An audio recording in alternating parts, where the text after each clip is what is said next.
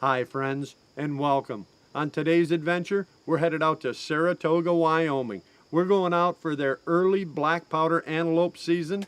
Tina drew one of these difficult to obtain tags, and after some discussion we decided we were going to try to fill it ourselves. That means no outfitter, no guide, public land, a do-it-yourself style hunt, and I have to tell you, this is not the easiest way to get a speed goat. But if you're willing to do the scouting, you're willing to do the work that you need to do to get it close enough to get a shot, it can be very rewarding. And I will say, we did have some local help. I want to thank Pat for showing us where the boundaries between public and private were so we could avoid trespassing. And I want to thank Robert for letting us hunt his hayfield one day. Folks, this isn't the easiest way to hunt. And I will tell you some of the things I learned in a lifetime of hunting. Local information, the very best information. So all of that you can obtain will definitely help you. Now that being said, once we got there, we ran over to the range just to make sure that Tina's rifle was still on after the long trip. Breathe, hold, squeeze, you got it? Yep. Okay, now take your time.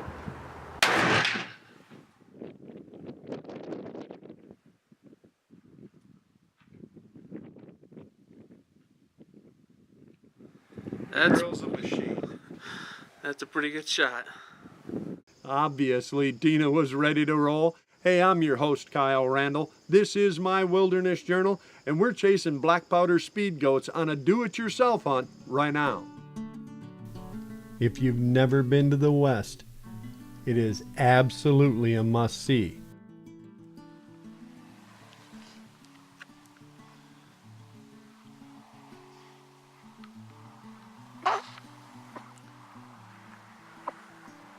Even if you've got a little hay fever.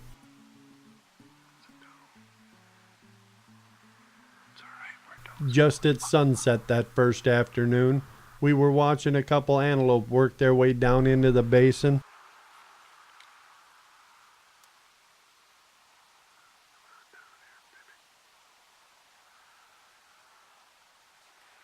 At first it was just does and fawns.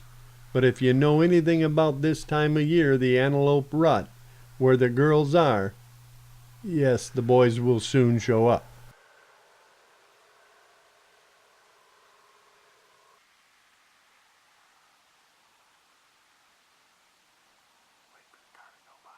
Tina sat quietly watching through her scope as first 2 and then 3 bucks started to work their way down the ridge. They were still over 400 yards out. They'd have to get an awful lot closer in a big hurry for her to have a chance. But the way I looked at it, it was the very first night out on public property. We were ready. We were seeing bucks. That's getting it done in my book. What? Too far. Yeah. We'll get closer. And they did get a little closer. Just not close enough before darkness finally shut us out. That first evening, we actually did find some antelope. Unfortunately, we couldn't get anywhere near enough for Tina to take a shot. If we were going to get her that shot, it was clear to me we'd have to do some stalking. And the very next morning, 150 yards, just on the edge of Tina's comfort zone, there stood a dandy buck looking back at us. I whispered to her, I'm on him, and she sat there trying to settle herself, get him in the crosshairs. And then he started moving. She whispered to me again she thought it was too far.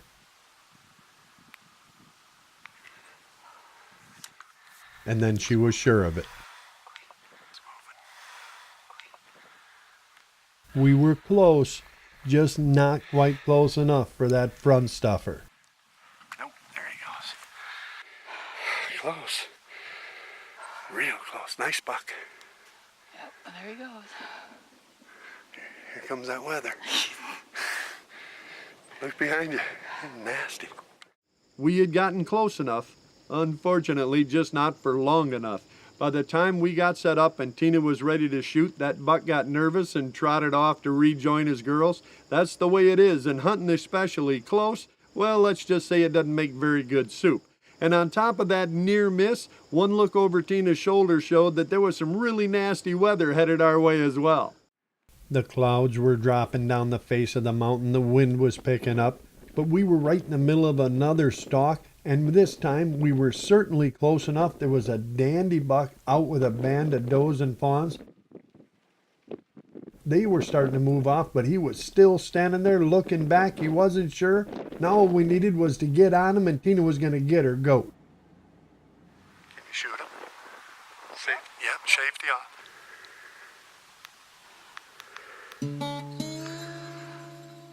We had him. He was right there, but Tina couldn't squeeze the trigger. She had neglected in all the drama to roll off the other safety. This kind of black powder rifle actually has two, and by the time she spun it back, he was walking away. And to make matters worse, we couldn't even go after him. More bad weather was working its way in across the plateau. It was time to leave. Look like a lightning rod to you? If I sit down, you look closer, yeah. Here, hold this steel gun. Tina was so close. And unfortunately now, so was some even more serious weather. We decided it was time to shut it down. We'd just have to go to the hotel, sit there, and wait for morning. And that next morning found us most of the way into another stalk. We had crawled up on an old railroad bed and was watching a great buck work his way down. We backed off and moved around again, trying to stay in front of him. If this buck worked in close enough, maybe, finally, we got back into position to see this buck walk around a couple of does, and then he laid down. He just walked over to the hillside and laid there. We were as far as we could go. We were out of cover. The next move was up to this buck. If he got up, when he got up, and came our way, Tina'd get a shot. And if not, and then, yeah, he finally did get up, and yes, he did go the other way.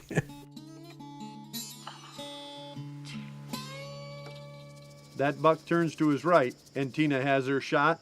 No matter how good you are, though, no matter how stealthy, it's still up to the critters in the end. And I'll tell you, Tina knows that as well as anybody, but the look on her face, well, let's just say it was obvious to me we were ready for a change.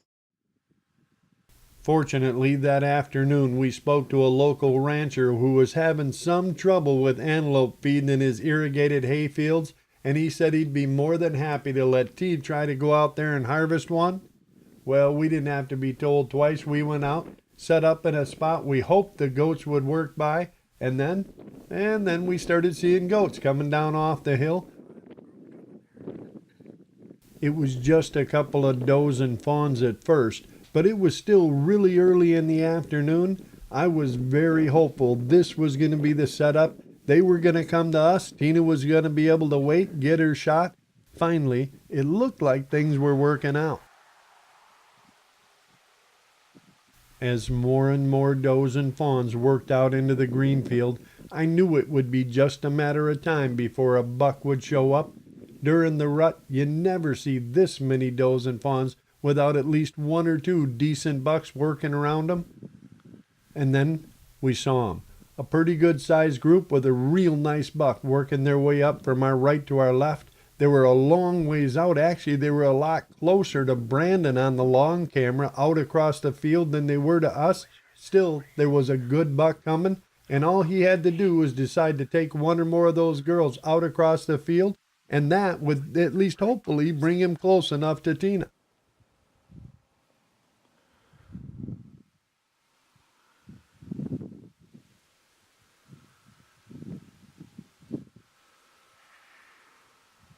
Be careful, these ones coming in on our left, when they get close, we don't want to get caught. From Brandon's vantage point, this buck was already in range, but for Tina, he needed to get at least another 100 yards closer. We sat there waiting, and then I noticed something over on the hillside. There was a whole group of mule deer bucks working their way down toward our corner of the field, and a couple of them were pretty nice. In fact, one of them was a real dandy.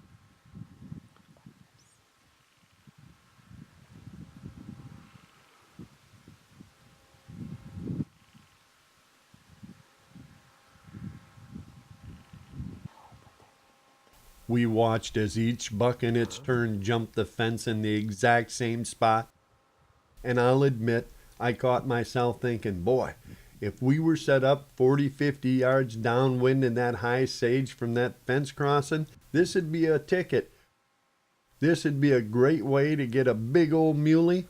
Unfortunately, that just wasn't going to happen. And on top of that, as the bucks worked their way out into the field, it seemed to push the antelope farther and farther back to the west, away from Tina.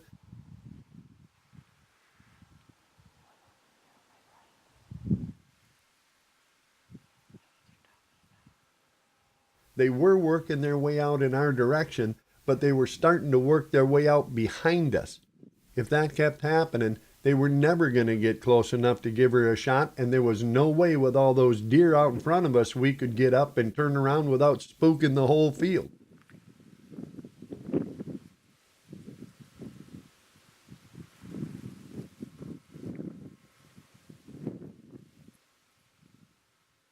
So we sat there and watched the sunset close out our second day, some great mule deer in front of us, an awesome antelope behind us, and I couldn't help but thinking, man, if we were setting up where Brandon's at, this would already be over.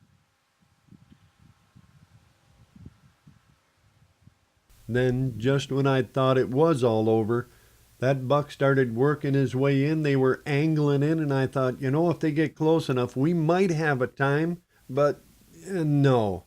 He was coming right up until the time he decided to chase off a younger buck, scatter the herd of does and fawns, and then he turned and started working his way, picking and feeding farther and farther out.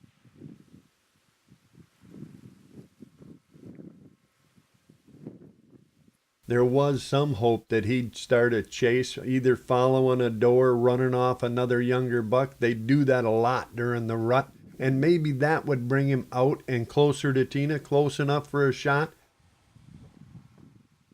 So we sat there, holding on to that hope, right up until it was obvious they weren't coming. It had been a great day. We'd seen a lot of antelope and other critters, but in the end, all we took in was a great Wyoming sunset. That is antelope hunting. Brandon had all the good bucks right up by him. We didn't have anything but mule deer down by us, and we weren't mule deer hunting. I will say, though, by 9 o'clock the next morning, I'm pretty sure Tina was wishing we were. The next morning, we were on our way back to the truck when Tina spotted a dandy muley. Look at that. It's a mule deer buck. Yeah, that's a dandy. That's a big old good.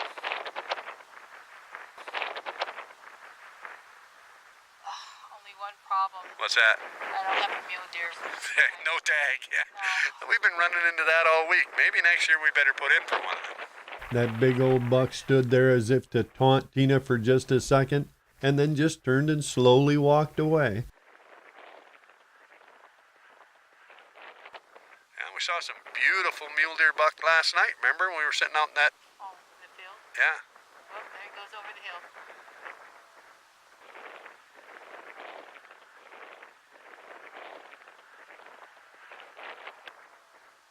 Yeah, I'd take that. That's a shooter.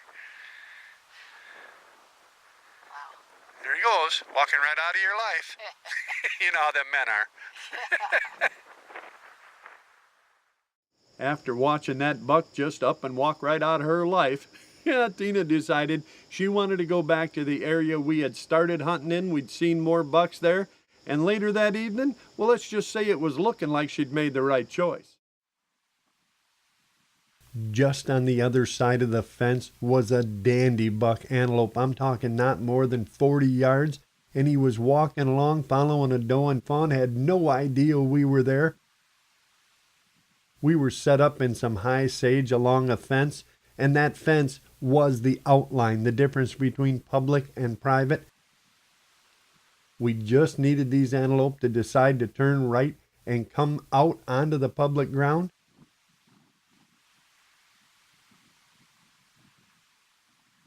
And then they didn't. They just walked off down along the fence. We were so close again, but out friends, is out, and there's nothing you can do about that. He was right there, less than 40 yards, and had no clue we were set up on him. All he needed to do was just turn and come under the fence onto public land, and Tina'd have her goat. But unfortunately, yeah, you saw what happened. Still, it wasn't hard to figure out where Tina wanted to spend her last day hunting.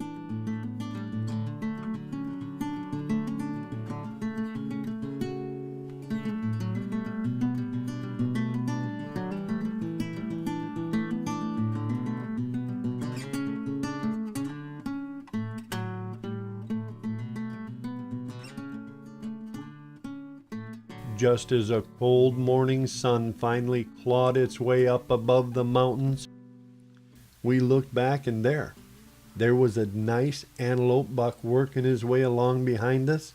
I wasn't sure whether it was the same buck from the day before, but at this point, it really didn't matter. We were down to our last morning. This would be our last hunt, and hit or miss, this was Tina's last chance.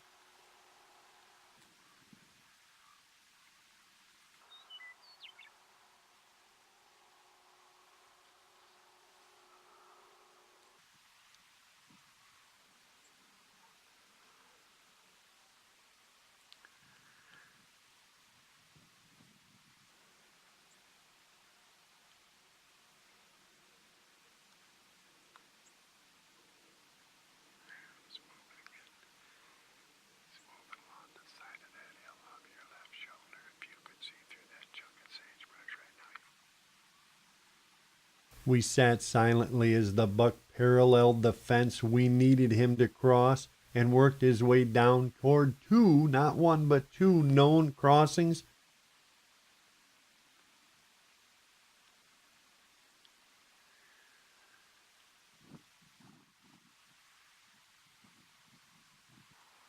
He was working his way more or less in the right direction when he threw his head up and looked off to the left.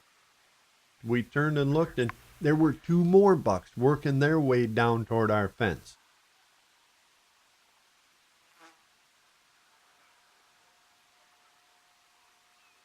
It may have been the bottom of the ninth for this hunt, but we weren't done, not yet. Tina still had one more at bat, 3 more strikes. All she needed was one of these bucks, any of them, to come down and get under that fence.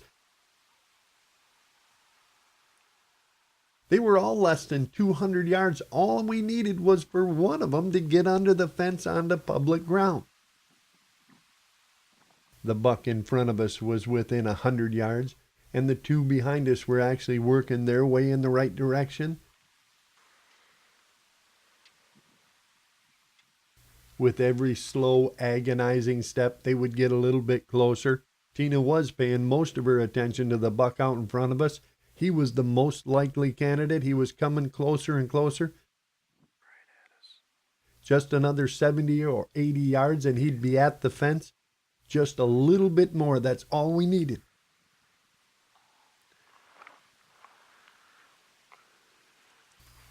You sit there.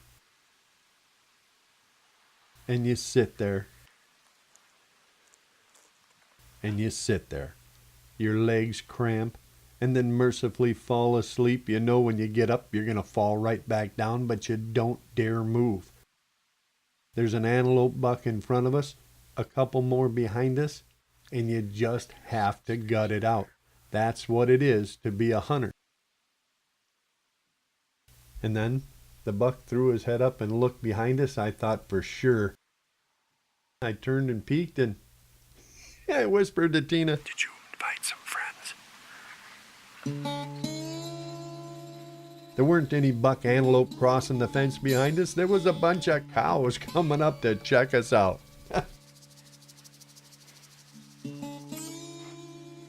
And predictably, as soon as the cows walked up, the antelope walked off. Tina, don't play with your food. I don't eat beef. Yeah? Well, then say goodbye to your friends. We're going. Hey, let's go.